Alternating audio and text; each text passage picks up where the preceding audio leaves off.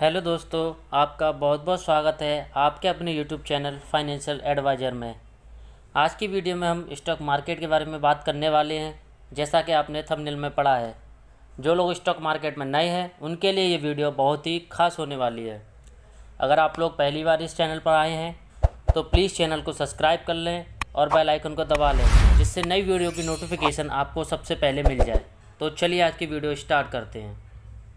दोस्तों इमेजिन करो, दो दोस्त हैं, रॉकी और सनी। रॉकी पढ़ाई में काफी कमजोर है, वो बहुत मुश्किल से पासिंग मार्क्स लेके आता है, और सनी पढ़ाई में काफी स्ट्रांग है, उसको हमेशा फर्स्ट रैंक मिलता है। उसकी टीचर्स उसे हमेशा कहती है कि सनी बड़ा होकर जरूर कामयाब इंसान बनेगा। फिर जब दोनों की डिग्री कंप्लीट होती है तो सनी को फौरन एक अच्छी जॉब मिल जाती है और रॉकी को जॉब ढूंढने के लिए काफी स्ट्रगल करना पड़ता है।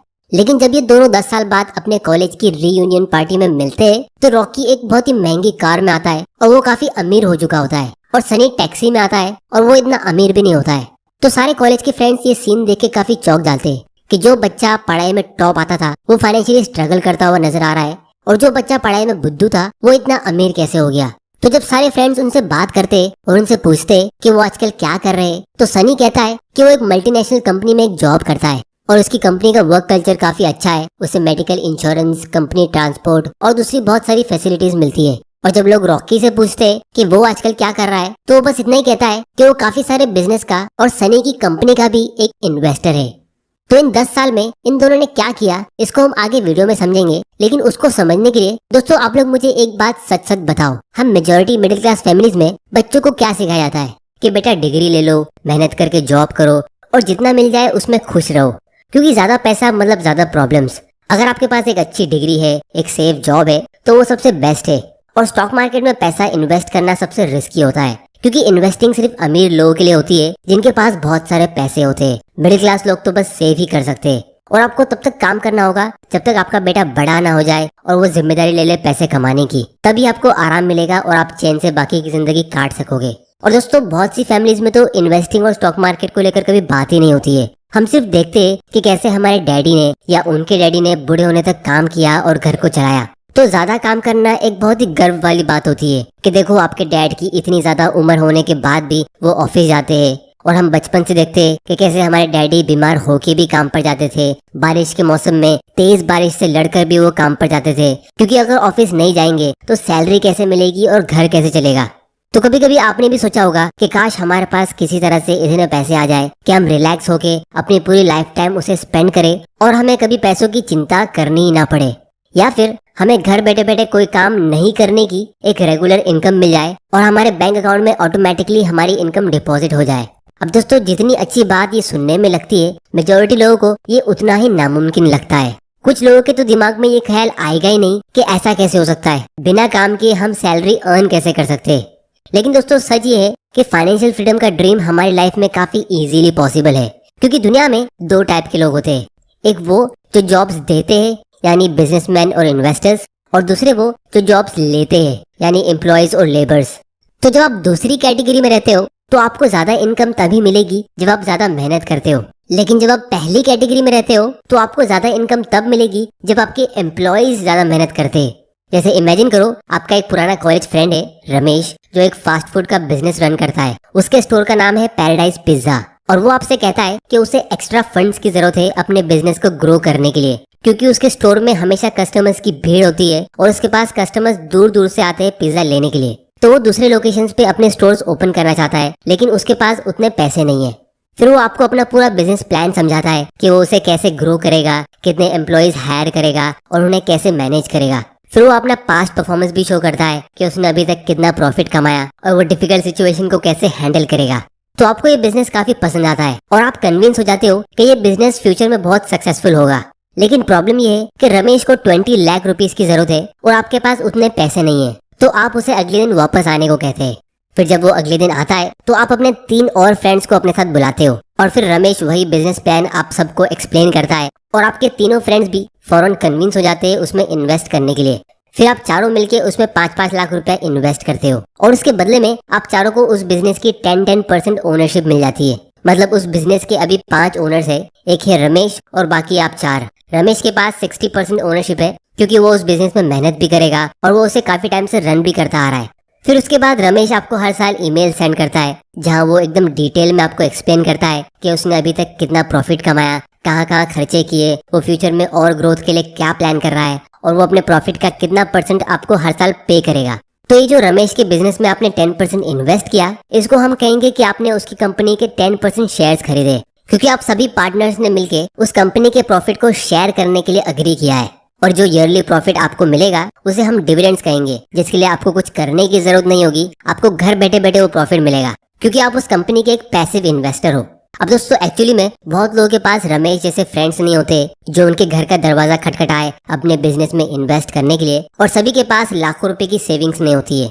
इसीलिए हमारे लिए शेयर मार्केट बहुत ही यूजफुल होता है, क्योंकि इस मार्केट के जरिए हम हजारों सक्सेसफुल कंपनीज में से किसी अच्छी कंपनी को पिक करके उसमें इन्वेस्ट कर सकते हैं। और इस मार्केट का सबसे बड़ा रोल ये है कि जब भी आप किसी शेयर को बाय करते हो तो एक्चुअली में आप किसी स्टॉक या शेयर को नहीं खरीद रहे होते और ना ही आप स्टॉक में इन्वेस्ट कर रहे होते, बल्कि आप उस स्टॉक के जरिए उस कंपनी में इन्वेस्ट करते और आप उस बिजनेस के पार्टनर बन जाते हो। और स्टॉक मार्केट से भी आपको रेगुलर इनकम मिलती है डिविडेंड के जरिए। बस प्रॉब्लम ये है कि जब लोगों को एक छोटा सा डिविडेंड मिलता है तो वो ये सोचते हैं कि इतने से डिविडेंड से उनका क्या होगा, लेकिन लोग ये नहीं देखते कि उन्हें इन्वेस्ट भी एक छोटा अमाउंट ही किया है।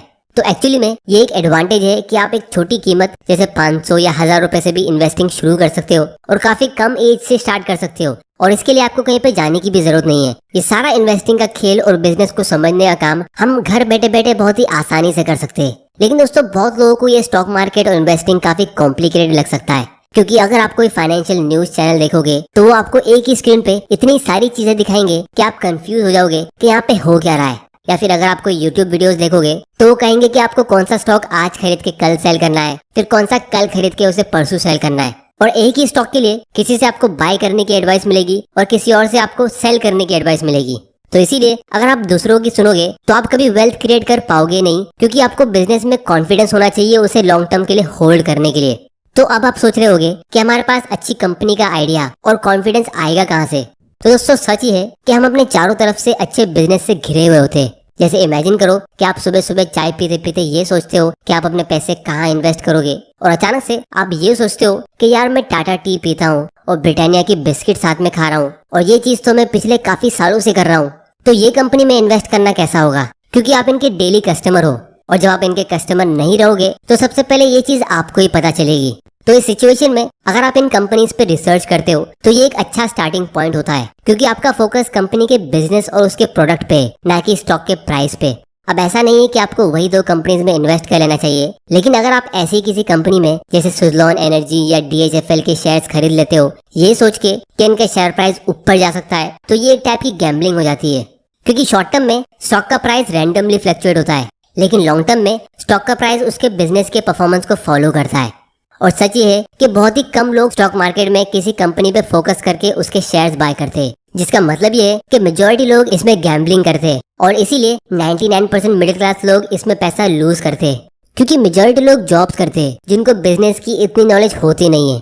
तो इसीलिए अब हम ये समझते हैं कि जब आपके दिमाग में कोई स्टॉक का आइडिया आता है या फिर आपको कहीं से स्टॉक की टिप मिलती है तो आप उसमें रिसर्च कैसे और कहाँ कर सकते हो। तो यहाँ पे बिजनेस को स्टडी करने के लिए मैं टिकर टेप यूज कर रहा हूँ, जहाँ से हम ऑलमोस्ट सारी पब्लिक कंपनीज का पब्लिक डेटा एनालाइज कर सकते हैं। इसकी लिंक आपको नीचे डिस्क्रिप्शन में मिल जाएगी, आप वहाँ जाके इसे चेक कर सकते हो।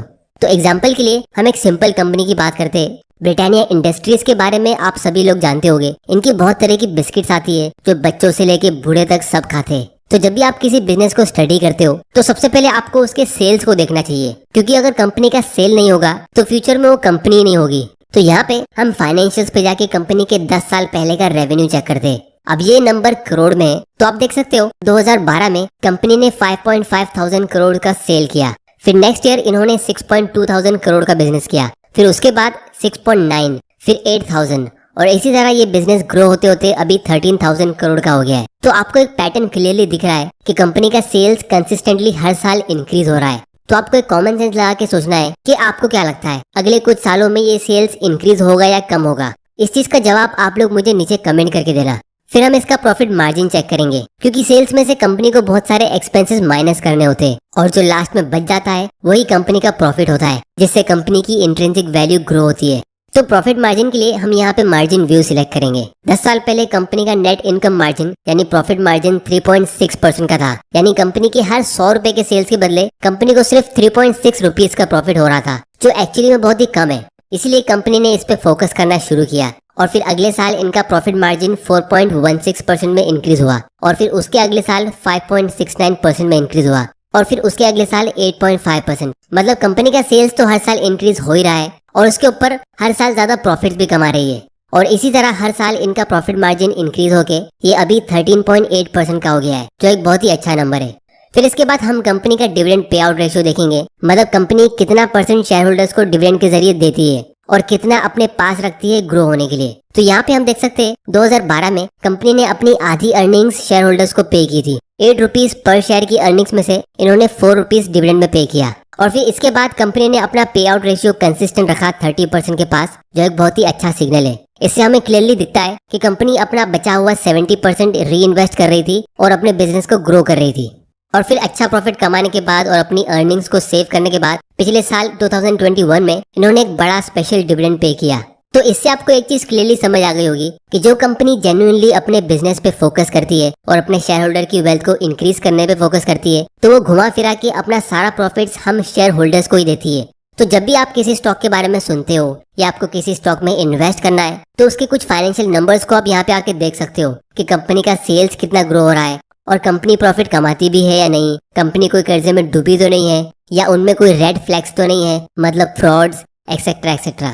तो जब आपको कोई कंपनी अच्छी लगती है और आपको उसमें इन्वेस्ट करना है, तो आप उसमें एक छोटे अमाउंट से इन्वेस्टिंग शुरू कर सकते हो। जैसे आप उसका एक शेयर खरीद सकते हो ट्रैकिंग पोजीशन के लिए, जहां से फिर आप उसको और स्टडी करना शुरू करोगे। तो हम ये समझते हैं कि आप किसी स्टॉक में इन्वेस्ट कैसे कर सकते हो। तो जब भी आपको पैसा सेव करना होता है तो आपको एक बैंक अकाउंट ओपन करना होता है। उसी तरह जब आपको किसी बिजनेस में इन्वेस्ट करना होता है तो आपको एक इन्वेस्टमेंट अकाउंट ओपन करना होता है, जिसको हम डीमैट और ट्रेडिंग अकाउंट कहते हैं। अब यूजुअली जब आपको कोई बैंक अकाउंट ओपन करना होता है तो आपको एक अमाउंट डिपॉजिट करना होता है, फिर एक मिनिमम बैलेंस भी रखना होता है और फिर बहुत सारी हिडन फीस होती है, जैसे डेबिट कार्ड की 200-300 रुपए की annual maintenance fees, SMS alert की अलग फीस होती है और ज्यादा पैसा विड्रॉ करने पे अलग चार्जेस होते हैं। लेकिन जहाँ बात आती है इन्वेस्टमेंट अकाउंट की, तो हमारे पास इंडिया में बहुत सारे ऐसे ब्रोकर्स है, जैसे मैं पर्सनली एंजल ब्रोकिंग यूज करता हूँ। तो यहाँ पे आपको कोई भी ज्वाइनिंग फीस चार्ज नहीं होती है और आपको कोई मिनिमम बैलेंस या शेयर्स खरीदने की जरूरत नहीं है। आप जब भी और जितना अमाउंट इन्वेस्ट करना चाहते हो आप इसके जरिए कर सकते हो और ये बस आपको एक एनुअल मेंटेनेंस फी चार्ज करते हैं जो 200 रुपए के आसपास होती है। और फिलहाल इनका एक ऑफर चल रहा है जहाँ पे ये first year annual maintenance free दे रहे हैं और जब आप लॉन्ग टर्म के लिए शेयर्स बाय करते हो तो आपको कोई भी ब्रोकरेज भी चार्ज नहीं होती है। और दोस्तों डायरेक्ट स्टॉक इन्वेस्टिंग में सबसे अच्छी बात ये होती है कि जो आपके शेयर्स होते हैं वो ब्रोकर के पास नहीं बल्कि एक सेंट्रल डिपॉजिटरी के पास जमा होते हैं। और इसके साथ में जिस कंपनी की आप शेयर्स खरीदते हो तो उस कंपनी के रजिस्टर में भी आपका नाम ऐड होता है कि इतने शेयर्स इस आदमी के हैं और उसने इस डेट में उसे बाय किया और इसकी पर्सनल डिटेल्स ये है और इसका बैंक अकाउंट नंबर ये है, एक्सेट्रा एक्सेट्रा। और यही रीजन है कि जब कंपनी अच्छा प्रॉफिट कमाती है तो वो अपना डिविडेंड डायरेक्टली शेयर होल्डर्स के अकाउंट में ट्रांसफर करती है। इसमें कोई भी ब्रोकर इन्वॉल्व नहीं होता है। तो एक्चुअली में अगर आप थोड़ा गौर करोगे तो स्टॉक्स कैश और बैंक डिपॉजिट के मुकाबले ज्यादा सेफ दिख रहे हैं, क्योंकि अगर कोई बैंक बंद हो जाए तो आपकी FD और सेविंग्स एक बार खतरे में हो सकती है और कैश आपसे कोई चोरी भी कर सकता है। लेकिन अगर आपने एक बार किसी अच्छी कंपनी में इन्वेस्ट कर दिया और फिर आपका ब्रोकर बंद भी हो जाए तो भी आपको टेंशन लेने की जरूरत नहीं है, क्योंकि आपके शेयर्स का रिकॉर्ड कंपनी के पास भी होता है और डिपॉजिटरी में जैसे CDSL के पास भी होता है। बस प्रॉब्लम यह है कि लोग गलत कंपनी के शेयर्स खरीद लेते हैं, जल्दी अमीर बनने की लालच में किसी हॉट स्टॉक में इन्वेस्ट कर लेते हैं जिसमें उनका शेयर का प्राइस नीचे जाता है और उनका लॉस हो जाता है। तो अब हम रॉकी और सनी की स्टोरी को कंप्लीट करते हैं। तो रॉकी ने जब अपने कॉलेज की डिग्री खत्म की तो वो एक बेसिक लेवल का जॉब करते करते बिजनेस और इन्वेस्टिंग के बारे में सीखता और फिर उसने अपनी मेजॉरिटी सेविंग्स को हाई क्वालिटी की ग्रोथ कंपनीज के स्टॉक में इन्वेस्ट किया लॉन्ग टर्म माइंडसेट के साथ। और सनी ने कभी ज्यादा सेव किया ही नहीं और जितना भी थोड़ा बहुत वो सेव करता था तो वो उसे किसी सेफ गवर्नमेंट बॉन्ड या FD में इन्वेस्ट करता जो इन्फ्लेशन यानी महंगाई से भी कम रिटर्न दे रहा था, या फिर वो एंटरटेनमेंट के लिए किसी हॉट स्टॉक में इन्वेस्ट कर देता। तो सनी ने पैसा कमाया बहुत था लेकिन वो अपने कैपिटल को ग्रो कर रहा तो दूर उसे प्रिजर्व भी नहीं कर पाया। और दोस्तों सबसे सैड बात ये है कि 99% इंडियंस ऐसी ही सनी जैसी अपनी लाइफ गुजार देते हैं। तो इसीलिए फाइनली मैं सिर्फ इतना ही कहूंगा कि जब आप अपना कीमती टाइम देके मेहनत करके पैसा अर्न करते हो और फिर उसको ऐसी जगह रखते हो जहां वो इन्फ्लेशन को भी बीट नहीं कर पाता है, मतलब जिस रेट से इंडिया में महंगाई बढ़ रही है यानी 7-8% के रेट से सिर्फ उतनी ही तेजी से आपका पैसा ग्रो नहीं होता है, तो ये कितनी बुरी बात है। ये तो ऐसा हो गया जैसे आपने बहुत मेहनत करके एक कंपनी स्टार्ट की और फिर आपने उसमें बहुत सारे लोगों को नौकरी दी, फिर उनसे काम कराने के बदले आप खुद और ज्यादा मेहनत करने लगे और आपने उन सारे एम्प्लॉयज को लंबी छुट्टी दे दी। और फिर अपने बुढ़ापे में जब आपको उनकी बहुत ज्यादा जरूरत होती है तो वो एम्प्लॉयज एकदम आलसी और कमजोर हो चुके होते हैं। तो इसमें गलती किसकी है? तो इसीलिए पैसा भी टाइम के साथ बूढ़ा होते रहता है और उसकी वैल्यू टाइम के साथ कम होती रहती है। इसको जवान रखने के लिए और ग्रो करने के लिए आपको इसे इन्वेस्ट करना होता है जहाँ पे ये आपके लिए काम करता रहे। तो इसीलिए लोग कहते हैं कि स्टॉक मार्केट सबके लिए नहीं है क्योंकि इसमें आपको बहुत ज्यादा नॉलेज और पैसों की जरूरत होती है। लेकिन पर्सनली मेरा ओपिनियन यही है कि स्टॉक मार्केट सबके लिए है और होना चाहिए। बस आपको इसमें राइट माइंडसेट के साथ एंटर करना है और एक लॉन्ग टर्म थिंकिंग रखनी है और बिजनेस पार्टनर की तरह सोचना है। क्योंकि अगर कोई आदमी बीमार और कमजोर होता है तो हम सब उससे यही कहेंगे कि वो अपनी हेल्थ का ध्यान दे और हेल्दी बने। उसी तरह अगर कोई फाइनेंशियली वीक है और पुअर है तो मैं उससे यही कहूंगा कि वो इस गेम ऑफ मनी को सीखे, यानी बिजनेस और इन्वेस्टिंग को सीखे और अपने माइंडसेट को इम्प्रूव करे। जिसके लिए इस चैनल को सब्सक्राइब करके बेल आइकन प्रेस जरूर कर देना ताकि आपसे कोई ऐसे वैल्यूएबल वीडियोस मिस ना हो जाए। और इन्वेस्टिंग आप जितना जल्दी शुरू करोगे आपके लिए उतना अच्छा है क्योंकि कंपाउंडिंग के पावर से आप उसका ज्यादा बेनिफिट ले पाओगे। तो दोस्तों आज की वीडियो में इतना ही। टिकर टिप्स से स्टॉक को एनालाइज करने की लिंक और फ्री में एक इन्वेस्टमेंट अकाउंट ओपन करने की लिंक नीचे डिस्क्रिप्शन में, आप वहां जाके उसे चेक कर सकते हो। और आप लोग मुझे नीचे कमेंट करके बताओ कि मैं कौन सी टॉपिक पे फ्यूचर वीडियोस बनाऊं। वीडियो पसंद आया तो इसे लाइक करो, नहीं पसंद आया तो डिसलाइक करो। आपका वैल्यूएबल टाइम देने के लिए thank you and good bye.